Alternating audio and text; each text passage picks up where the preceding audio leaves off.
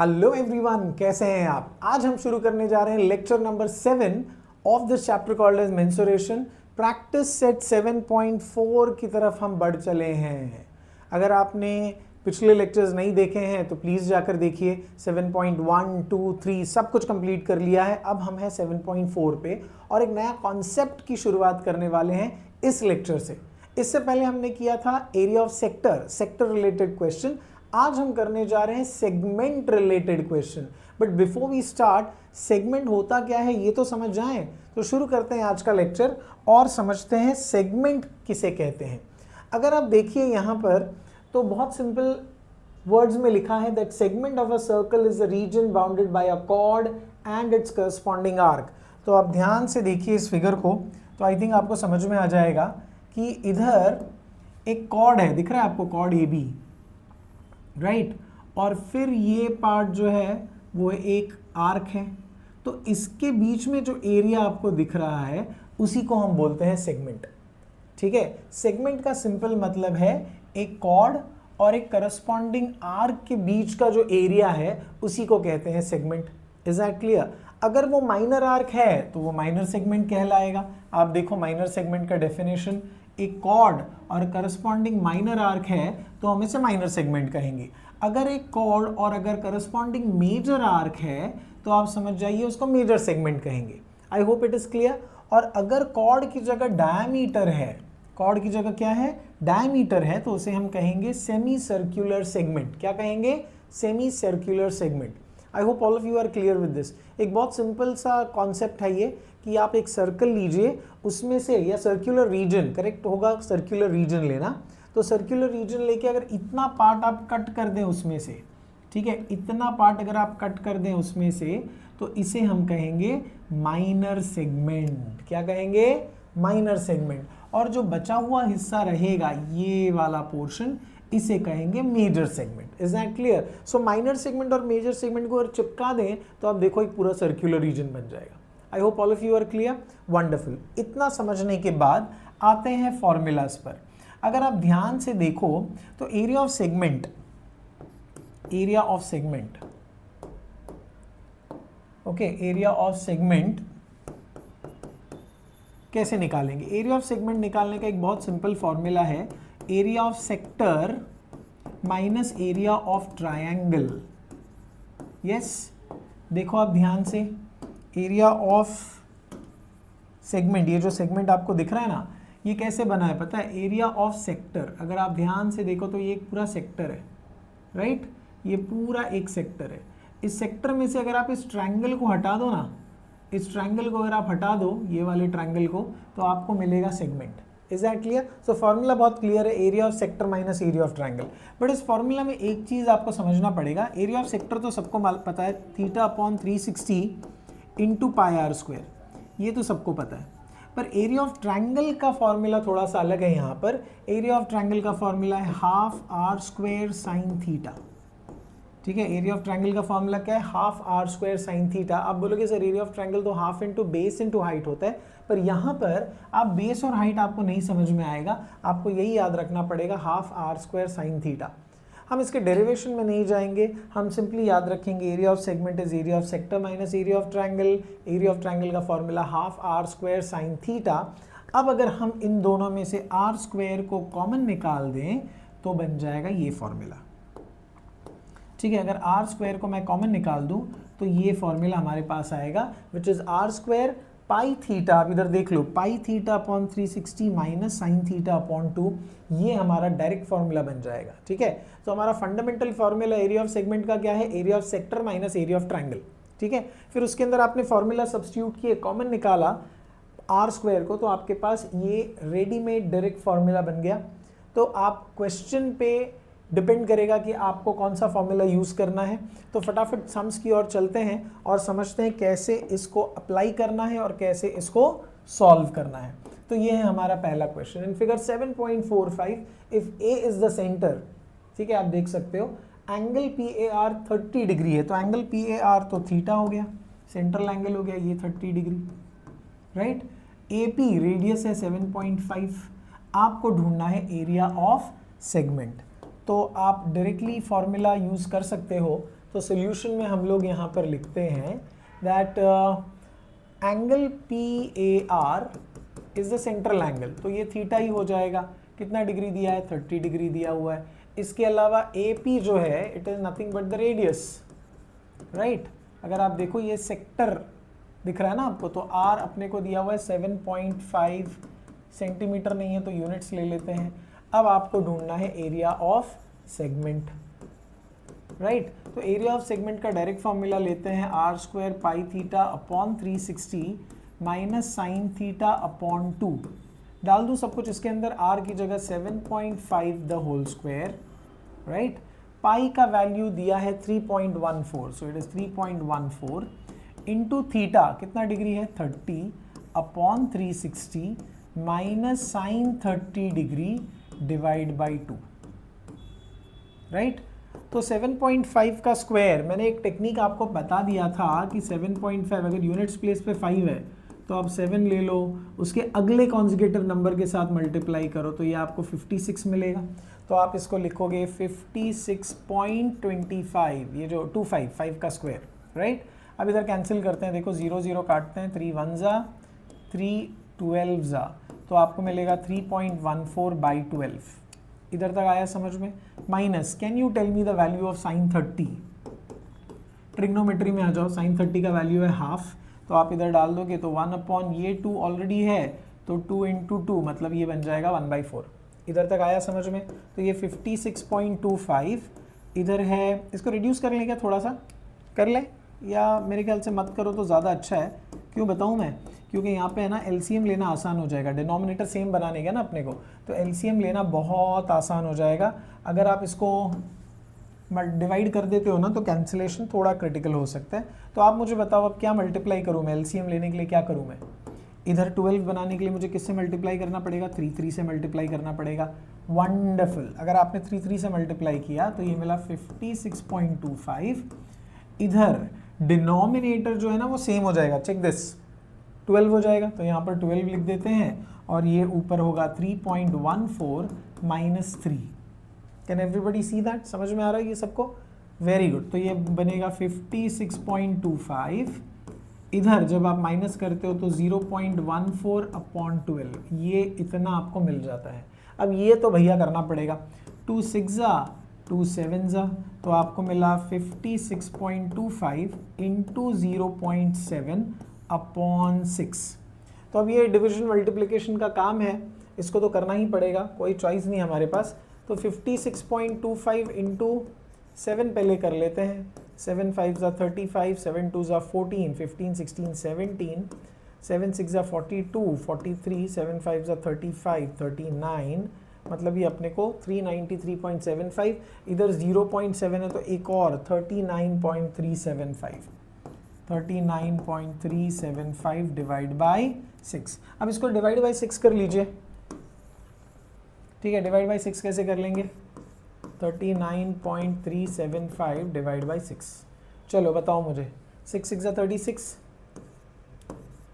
Right. इधर 3 बचा, ये पॉइंट इधर डाल के इस 3 को नीचे ले आया, 6 5 जा 30, 3 बचा, 7 नीचे लाया, 6 6 जा 36 अगेन, 1 बचा, 5 3 6 1 जा 6 6 2 जा 12, करेक्ट। तो यहाँ 3 बचा, 0 डाला, 6 5 जा 30, परफेक्ट, सही आ रहा है ये डिवीजन। तो आया अपने को answer as 6.5625 centimetre square. Actually centimetre तो है नहीं, तो यूनिट स्क्वायर लिखना पड़ेगा। क्या लिखना पड़ेगा? Square units, square units. I hope all of you are clear. बहुत ही क्लीन सम है, कुछ ज़्यादा है नहीं, इसमें सिर्फ आपको सब्सटीट्यूट करना है। पाई की जगह 3.14 दिया है तो वो डाल दिया हमने, थीटा की जगह 30 डिग्री है, साइन 30 का वैल्यू होता है हाफ, तो ये हाफ आपने डाला, एक 2 ऑलरेडी वहाँ पर था। फिर आपने क्या किया? LCM ले लिया, ये 4 था, 3 मल्टीप्लाई कर देंगे ऊपर नीचे तो डिनोमिनेटर सेम हो जाएगा, तो वही हमने यहाँ पे किया, सब्ट्रैक्ट करके 0.14 अपने को मिला। डिवाइड बाई 2 कर दिया हमने, डिवाइड बाई 2 करने के बाद, ये डिवाइड बाई 2 मुझे थोड़ा सा गड़बड़ लग रहा है, एक्चुअली 0.07 होना चाहिए, क्या बोलते हो? ठीक है, क्योंकि 0.14 को अगर आप आधा करोगे तो 0.7 नहीं आएगा, 0.07 आएगा। ओके चलो, तो सही गलती अपन ने पकड़ लिया यहाँ पर, तो ये होगा 0.07। तो जब 0.07 होगा तो ये मल्टीप्लिकेशन में भी आप देखो 4 डिजिट आएगा। 4 डिजिट मतलब यहाँ पर डेसिमल आएगा, यहाँ पर डेसिमल, राइट। तो answer 0.65625, I think so, I think so, I think so. तो इसको थोड़ा सा सही करते हैं, 0.07, ठीक है। इसको मल्टीप्लाई करेंगे तो मुझे लगता है आंसर 3.375 आएगा, 3.375, ठीक है। तो ये होगा 3.375, सही चल रहे हैं हम लोग। 3.9375, 9375। अब आप इसको डिवाइड कर दो तो मुझे लगता है 0.5625 शुड बी योर आंसर, 0.5625। क्या हम लोग सही हैं? क्या हम लोग सही कर रहे हैं? सही चल रहा है, सही चल रहा है। कुछ कैलकुलेशन एरर है क्या? Yes, we'll have to check. ज़रा एक बार मल्टीप्लिकेशन देख लो, कोई एरर तो नहीं है।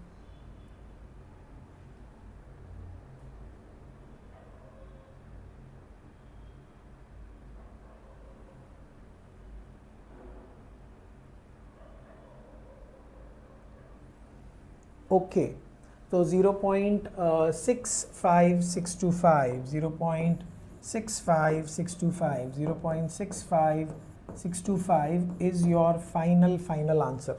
आई होप सबको समझ में आ गया है। ये बहुत ही आसान है, डायरेक्ट एप्लीकेशन है फॉर्मूला में, और कुछ भी नहीं है। सिर्फ डिवीजन और मल्टीप्लिकेशन पर ध्यान देना है, बाकी तो सम सिंपल है, ठीक है। आगे बढ़ते हैं, on to the next question जो है ये।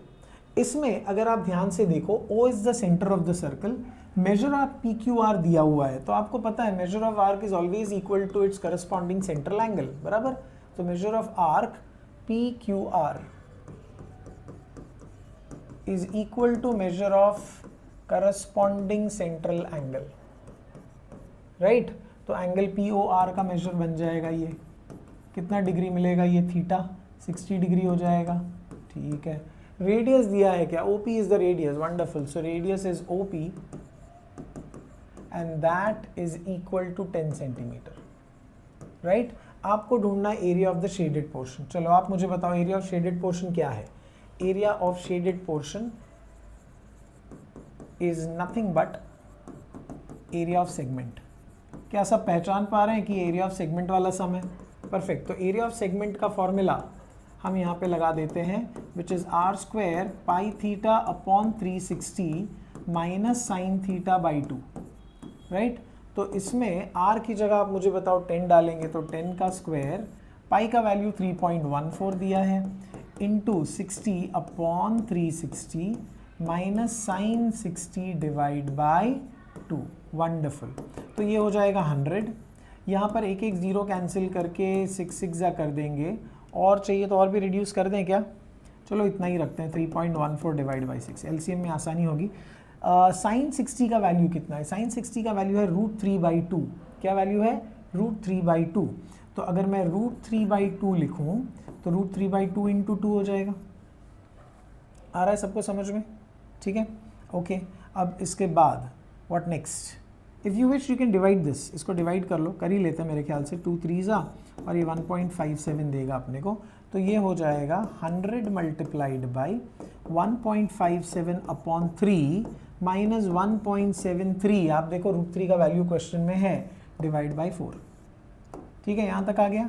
अब इसके बाद आपको लेना है LCM, डिनोमिनेटर सेम करना पड़ेगा ना। तो 3 और 4 का LCM कितना होता है? 12 होता है, ठीक है। तो सिंपली क्रॉस मल्टीप्लिकेशन या LCM आप जो भी बोलो, तो 100 तो है यहाँ पर, इधर हो जाएगा 12, राइट। तो ये 4 इसके साथ आप मल्टीप्लाई करोगे, 1.57 into 4, so 7 4s are 28, 5 4s are 20, 4 1s are 4, तो ये 6.28 हो जाएगा इधर, 6.28 minus 1.73 into 3, 1.73 into 3, so 3 3s are 9, 7 3s are 21, 3 1s are 3, 5.19, तो ये मिलेगा 5.19।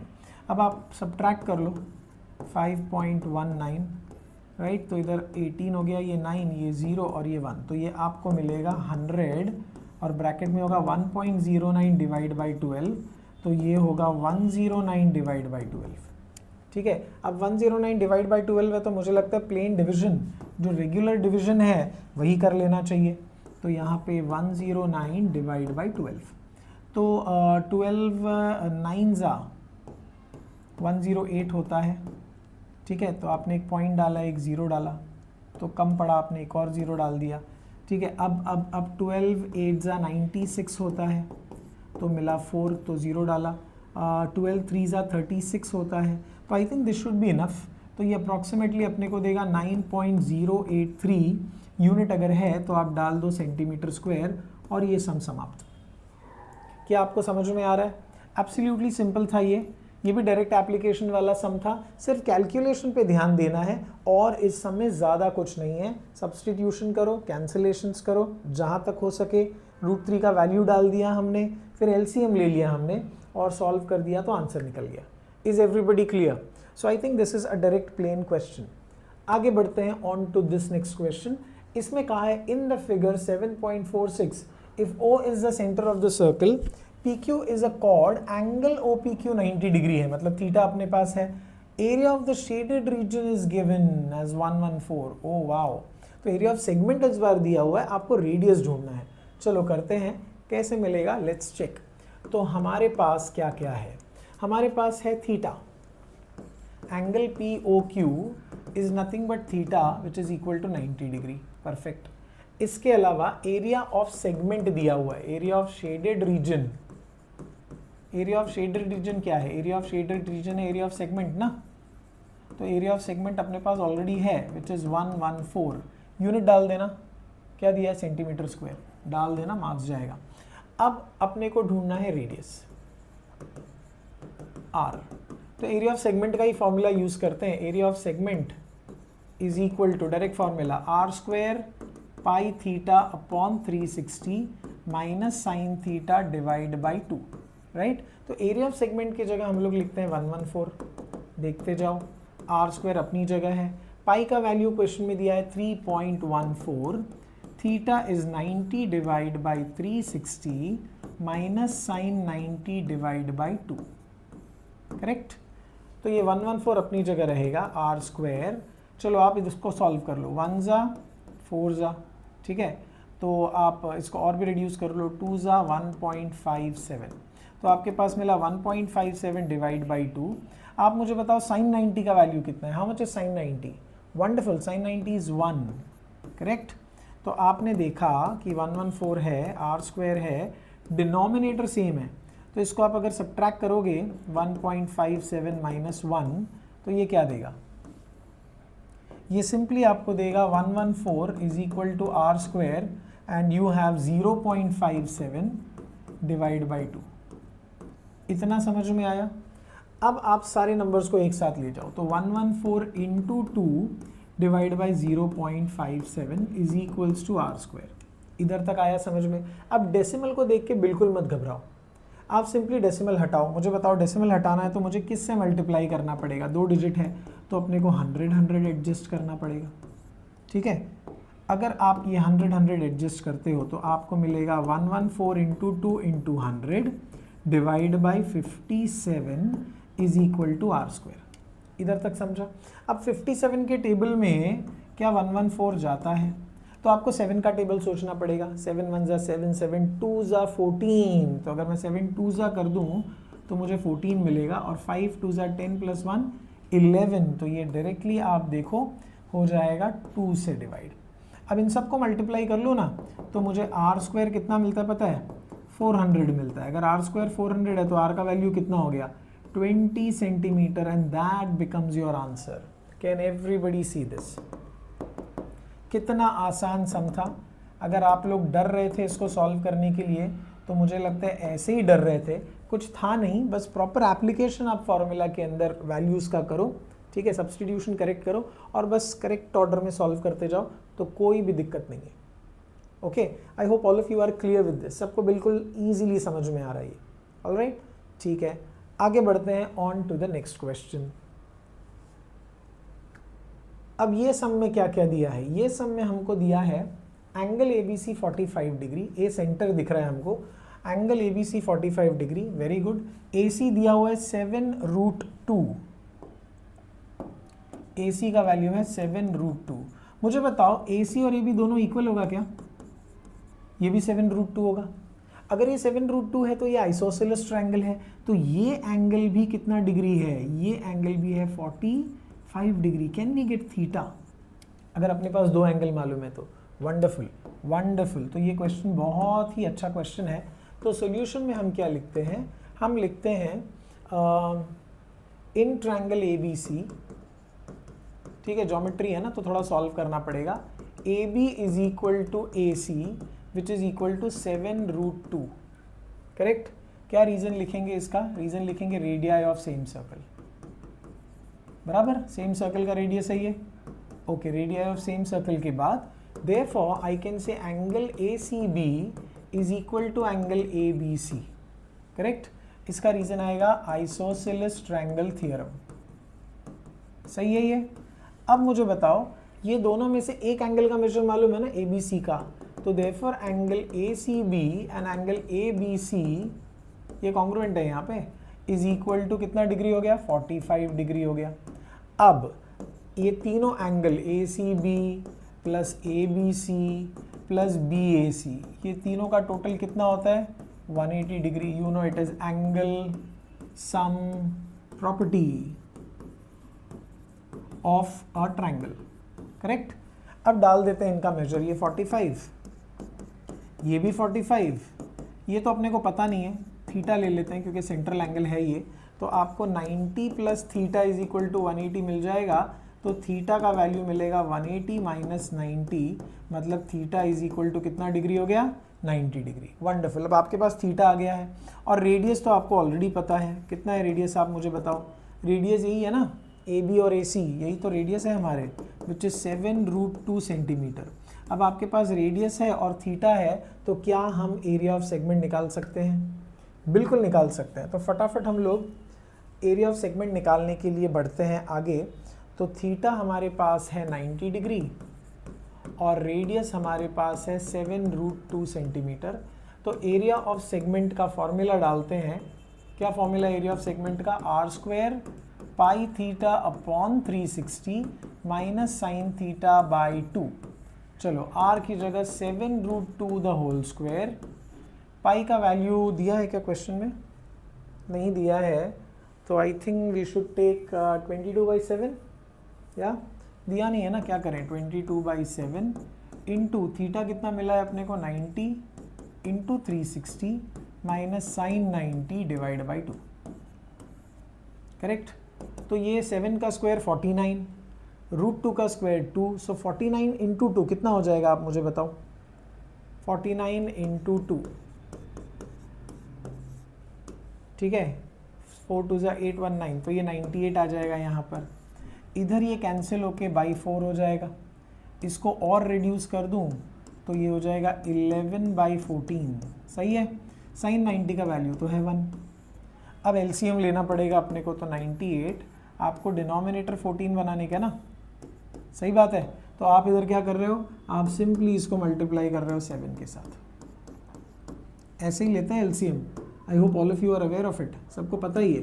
तो आपके पास हो जाएगा 11 minus 7, so this gives me a 98, और ये माइनस करने पर आपको मिलेगा 4/14। ठीक है, मैं बताऊँ आपको 14 के टेबल में 98 जाता है। हाँ मत जा 14, हाँ मत जा, हाँ मत जा, हाँ मत जा, हाँ मत जा, जाएगा जाएगा, यस आई थिंक सो। कितने में जाएगा? 12 में कुछ जाएगा क्या? क्योंकि 2 में तो बहुत कम हो जाएगा। 4 2 ज़ा 8, 2 0 1 4, ओह कुछ ज़्यादा ही दे रहा है ये तो। नहीं नहीं नहीं नहीं नहीं, ये कुछ गलत कर रहा हूँ मैं, कुछ गलत कर रहा हूँ। डायरेक्टली डिवाइड कर देते हैं ना यार, 2 2 ज़ा 2 7 ज़ा, अब ये 7 में जाएगा। 7 1 ज़ा 7, 2 कैरी, 7 4 ज़ा 14, तो अपने को मिला 14 into 2 which is equal to 28 centimetre square as area of segment. I hope all of you are clear. एक बार पिछला स्लाइड देख लीजिए, क्योंकि पिछले स्लाइड में ट्रायंगल के दो रेडियाइज इक्वल होने की वजह से उनके बेस एंगल्स भी इक्वल होंगे बाय आइसोसेलेस ट्रायंगल थ्योरम। अब तीनों एंगल का टोटल 180 होता है, तो दो तो अपने को मिल गया 45 डिग्री, तो तीसरा अपने को 90 मिल गया, और रेडियस अपने पास ऑलरेडी है 7√2। बस उसके बाद आपने सीधा फॉर्मूला के अंदर डाल दिया और सॉल्व करके आंसर निकाल दिया। क्योंकि पाई का वैल्यू नहीं दिया था इसीलिए हमने लिया 22/7। I hope it is clear. Wonderful, आगे बढ़ते हैं on to this next question. क्या लिखा है? A chord PQ of the circle of radius 15। तो सोल्यूशन में अपने पास रेडियस मालूम है which is 15 centimetre, subtends an angle of 60 degree, मतलब थीटा हो गया 60 degree with the centre of the circle, find area of minor as well as major segment. Okay, तो माइनर और मेजर सेगमेंट दोनों निकालना है, तो पहले एरिया ऑफ माइनर सेगमेंट निकालते हैं। माइनर सेगमेंट मतलब वही अपना फॉर्मूला, एरिया ऑफ सेगमेंट वाला ही डालना पड़ेगा। क्या फॉर्मूला है? r² pi theta upon 360 minus sine theta divide by 2। चलो r की जगह 15 का स्क्वायर कर लो, राइट। पाई का वैल्यू दिया है क्या? बिल्कुल दिया है, 3.14 अपॉन, अच्छा इनटू थीटा, थीटा कितना है 60 divide by 360 minus sine 60 divide by 2। ठीक है, तो ये 1 जा, ये 6 जा, 2 3 जा, 2 1.57 जा। समझ आ रहा है सबको ये? तो ये 225 कर लिया हमने, ये हो गया 1.57 डिवाइड बाई 3 माइनस साइन 30 का वैल्यू कितना है? √3/2। तो ये कुछ ऐसा हो जाएगा। Is everybody clear? ठीक है, अब इसको आगे सॉल्व करते हैं हम लोग। आप मुझे बताओ क्या होने वाला है। ये 225 तो अपनी जगह है, राइट।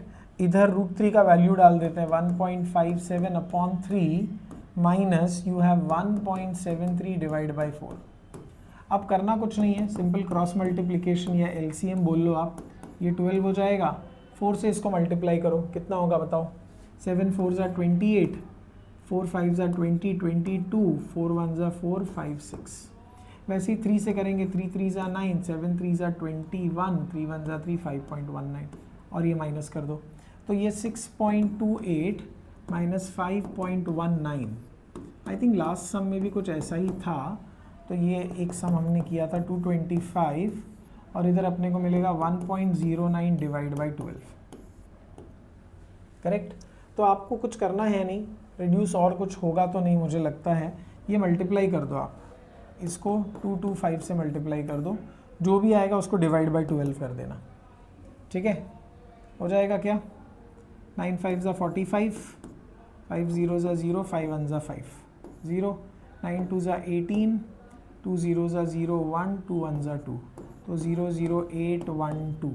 तो ये होगा 5 12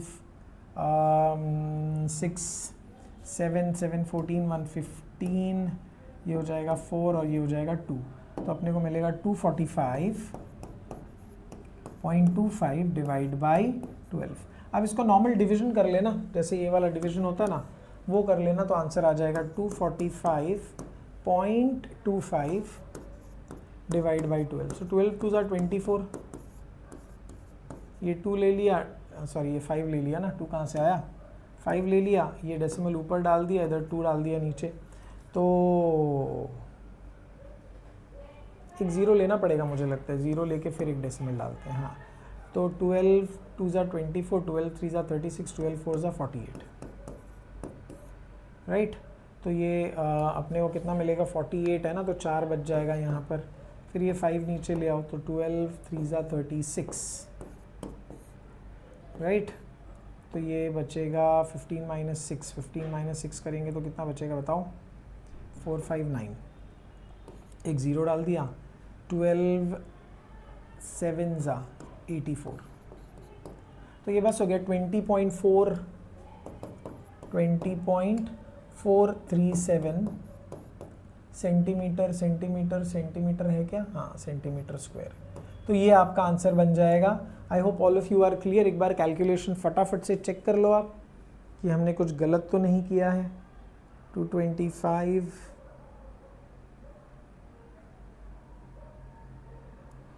okay, so this is absolutely correct. I hope all of you are understanding how the process is happening. सबको समझ में आ रहा है, correct?